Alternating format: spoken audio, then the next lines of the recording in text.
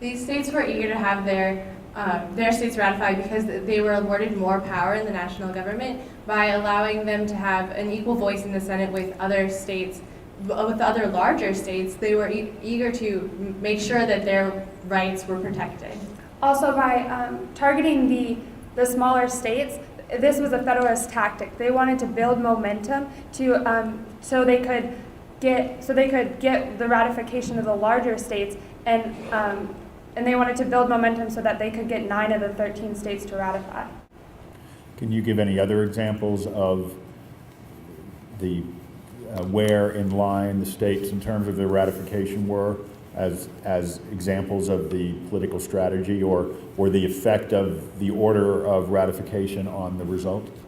Well, New York and Virginia hadn't ratified by the time the 9 states that were necessary under Article 7 had ratified, and the Federalists knew that they couldn't effectively have a government, both geographically and in terms of population and power, without these 2 states. So the Federalists kept pushing for ratification from these 2 very important states.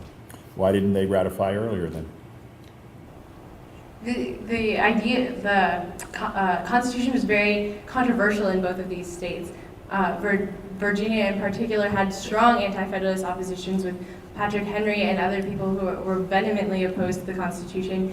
George Mason is another example who actually left the Constitutional Convention because he was so against the ideas set forth in the Constitution. So these states there were large anti-Federalist populations in these states, and so ratification was postponed, or ratification conventions were postponed because there were so many anti-Federalists.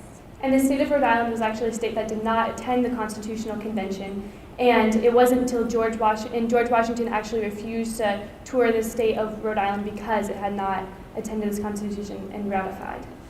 Also, Massachusetts, which was one of the later of the 9 necessary states to ratify, at the Massachusetts Constitutional Convention, the Anti-Federalists and Federalists struck a deal where the Federalists promised to discuss the addition of the Bill of Rights, what we now know as the Bill of Rights, to the Constitution, and this was a key aspect in getting many of the later states to ratify, but that didn't happen until later of the 9 states.